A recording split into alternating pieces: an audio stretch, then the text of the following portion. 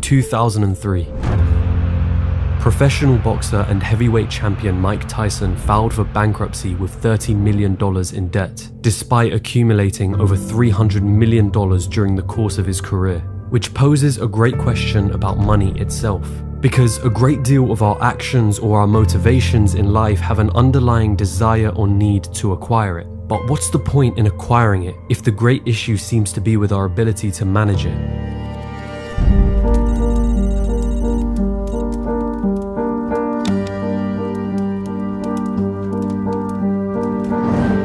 Americans now have the highest credit card debt in history. Translation: you didn't learn anything! Debt is an invisible burden being carried by the country's most vulnerable. Of course, these statistics are reflective of the UK and the US, but consider for a moment your own attitude towards money and how money exists in your own life. What is money to you? Does it seem to enter your life and immediately leave once you have it? Has it ever placed you in a vulnerable position? A vulnerability that drew you closer to a get-rich-quick scheme or a guru telling you that you can get rich if you just bought their course? Whilst my entire channel aims to tackle these topics to some degree or another, I realize that our perceptions of money are sometimes more crucial than our ability to generate it, especially when our very brains are wired in such a way that prevents us from being financially sensible. Does it really matter if you're earning more than 6 figures a year if by the end of that year you have nothing left to show for it? Where is the disconnect? It's time we solved that mystery. And not only that, but explore a better framework for understanding money, a framework commonly taught in personal finance but oftentimes missed in formal education.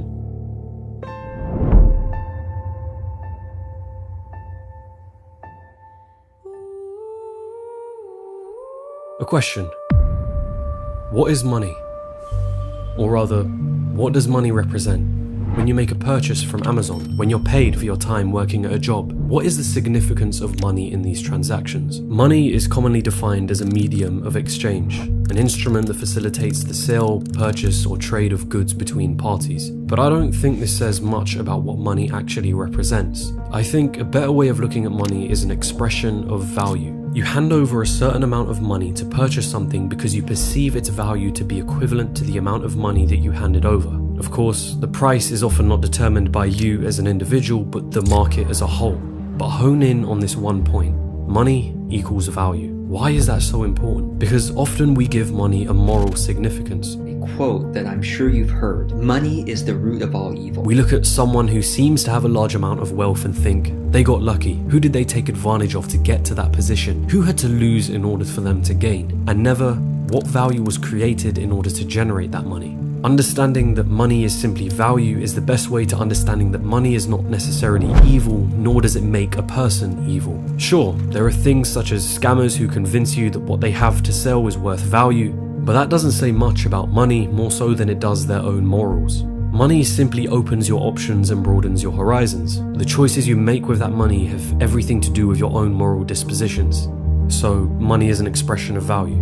Now what? How does this change the reality of a person living paycheck to paycheck or someone who is consumed by credit card debt? The simple mention of money equals value changes nothing. It may make me see money in a different light, but what part of that is actionable advice? To answer that question, I'll pose to you another question. What is your relationship with money?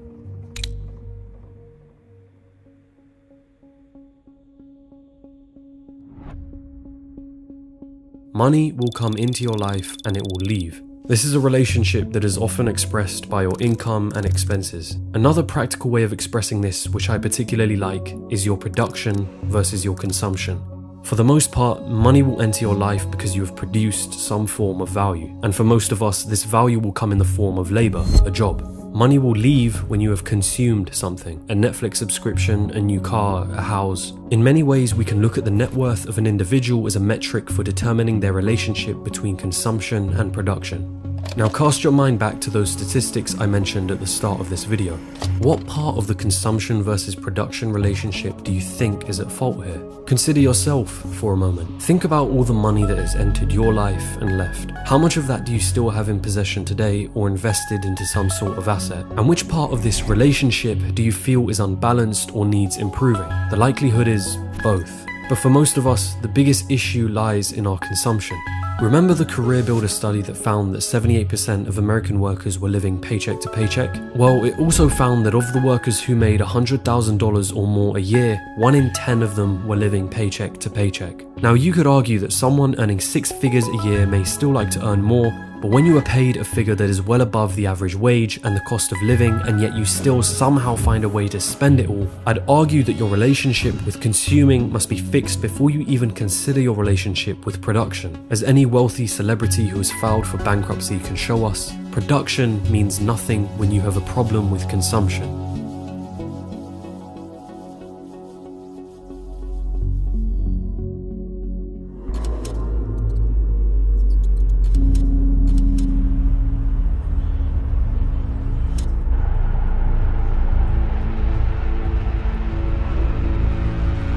A rat race, an endless, self-defeating or pointless pursuit. Sometimes the rat race is conflated with working a 9-to-5 job. It's a comparison often used by certain individuals to guilt you into buying programs and books for them. But this seems extremely unfair, mostly because it aims to villainize a job and excludes the fact that there are those who either love or are perfectly fine with their jobs, or have other aspirations aside from their 9-to-5. A real rat race is one that is living on a financial edge, being one paycheck away from broke, constantly. A feeling as though the moment money enters your life, it immediately disappears. And the more responsibilities you have, the more dangerous this relationship becomes. The loss of a job, an unexpected health accident, or any unexpected circumstance for that matter can throw your entire financial position into turmoil. And consider the mental consequences of living on this financial edge. Your job no longer becomes an option. It becomes a necessity in order to keep funding your lifestyle or to keep paying off debt. To quote Tyler Durden from Fight Club, the things you own end up owning you. What's the silver lining? It doesn't have to continue like that.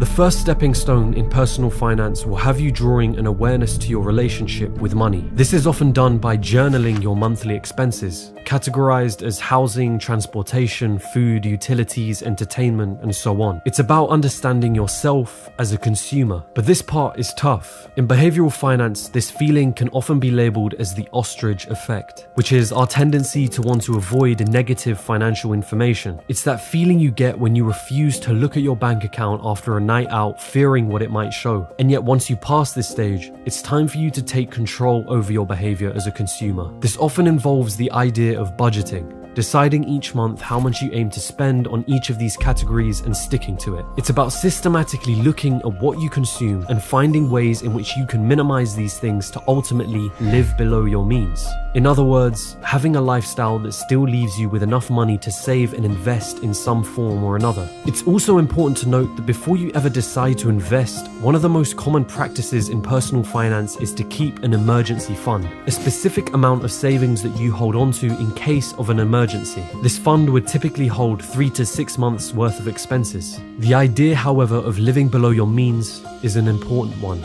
Because why would we choose to do otherwise? Why would we choose to live a lifestyle that we cannot afford, or one that places us on this financial edge? I could make an entire video on our cognitive biases. The ostrich effect is just one of which can affect your financial position. Then there's hyperbolic discounting, a tendency to favor short-term rewards as opposed to greater rewards in the future. This is you choosing to purchase a new pair of shoes instead of saving that money towards a future investment. Or there's social proof, our tendency to think and act as others around us think and act. When the people around you are buying one thing, you buy it too. Or when the people around you establish money as a means of evil, you're likely to assume the same thing too. The phrase, keeping up with the Joneses, summarizes this great problem of consumption. It's a phrase defined by Google as trying to emulate or not be outdone by one's neighbors. They buy a new Porsche, you buy one too. They have nice clothes, you get some too. They renovate their home, you do it too. All in the attempt of impressing or trying to keep up with others due to some form of social pressure. Only in today's world, the Joneses are not literal neighbors. They're far more present than that. We are all vulnerable to social approval. We really care what other people think of us. But the problem is we're measuring our self-worth by how many people like what we're posting. Governor of the Bank of Canada stated it succinctly. For most Canadians, debt is a fact of life, at least at some point.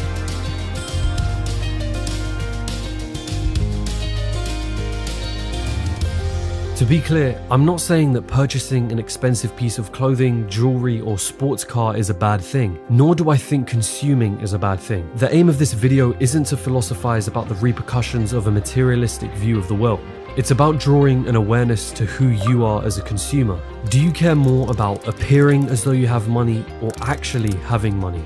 The rat race isn't about working a 9-to-5 job, but living life on such an edge that it means that you are chasing the next thing, whether a paycheck or a material possession, such that your greater life goals and ambitions are placed in the background in order to continue this race. A budget and keeping account of your expenses have proven time and time again to work and draw you out of this race. It's fun to talk about making money or imagining having as much wealth as possible, but what's the point when your relationship with money as a consumer means losing it all or having to work non-stop in order to fund that lifestyle? That is the real rat race.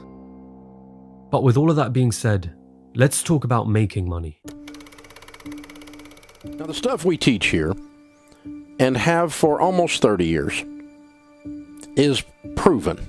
What's up, you guys? It's Graham here. So we got to take a moment and talk about what's going on in the stock market, because as we're finishing up the week, stocks are... Personal finance channels like Graham Stephan or Dave Ramsey are great for learning how to work on your consumption side of the equation. But if there was one thing I wish they spoke more about, it would be their ability to make money. And I understand why they don't do this. It's easier to reduce your expenses and the amount that you consume than it is to increase your income.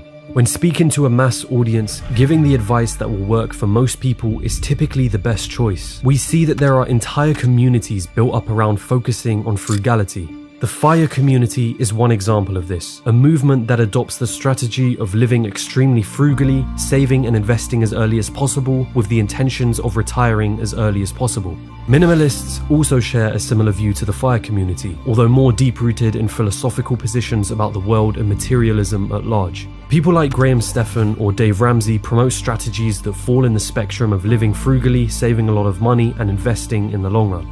And there's nothing inherently wrong with this strategy. It works for a wider range of people with varying degrees of income. But let's be honest, Graham Stephan doesn't rely on cutting coupons or living an incredibly frugal lifestyle to be making $100,000 to $200,000 a month from YouTube. Nor does Dave Ramsey rely on these strategies to have an estimated net worth of $55 million. These people are utilizing a means of production at mass scale. In my video, The Untold Truth About Money, I talked about money being equivalent to your perceived value in the market, and the most impactful way of increasing your value is finding a problem in the market, creating a solution for that problem, and selling that solution to the market at scale. This is the entrepreneurial route. A successful business at scale is able to produce a large amount of value to a society such that your production side of the equation grows exponentially in comparison to a standard job. But this isn't a route that everyone can take, nor should they try to. It's about reflecting on your own capabilities and whether entrepreneurship is best suited to your direction.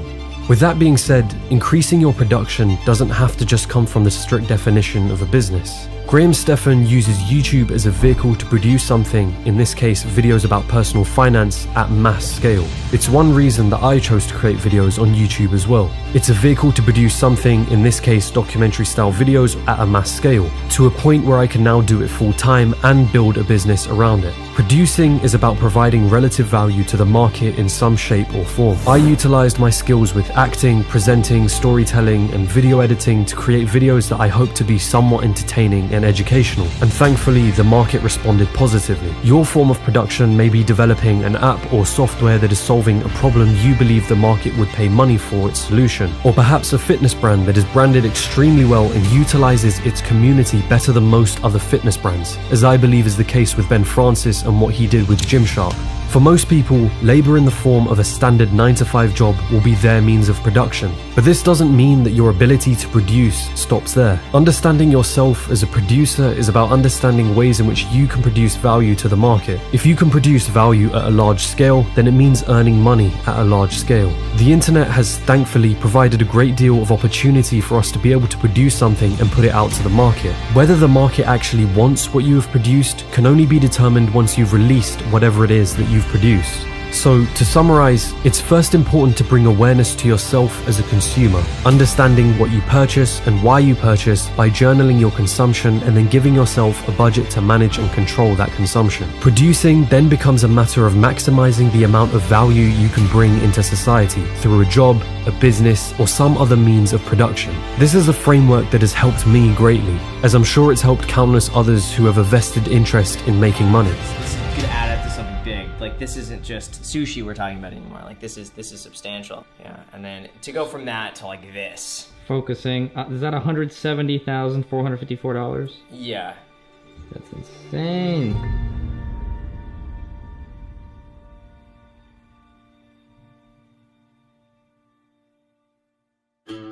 Hello my friends. Before you click off the video just yet, I want to say one thing. Thank you so much for watching to the end of this video. You watching to this point is hopefully proof that I've provided some kind of value to you in some way or another, so be sure to hit the like button. And if you want to see more videos around the topics of business, money, finance in general, then be sure to hit the subscribe button. I've also got a Patreon where I post behind the scenes stuff and I do questions and answers, and I've got a bunch of other exciting plans for it. So if that interests you and you'd like to support the channel further, do check it out. The link is in the description below. Now, for me personally, combining what I know about personal finance and entrepreneurship has really helped me the most. And as I mentioned, this YouTube channel was one way in which I knew I could produce some kind of value into the market at scale. If you want to do more extra reading on these subjects, if it interests you, there's two really good books on personal finance related stuff. The Millionaire Next Door and Your Money or Your Life. These are really good personal finance books. And of course, if you know me, you know I really love MJ DeMarco's work, so check them out if you want to also see the entrepreneurship side of stuff. But with all of that being said, my friends, I hope you have a wonderful rest of the day. I will catch you in the next video or on my Instagram or Twitter if you have me on there. As usual, hands ahead, salute. So many days is yet to come. Too many times has come to pass. Too many moments put aside.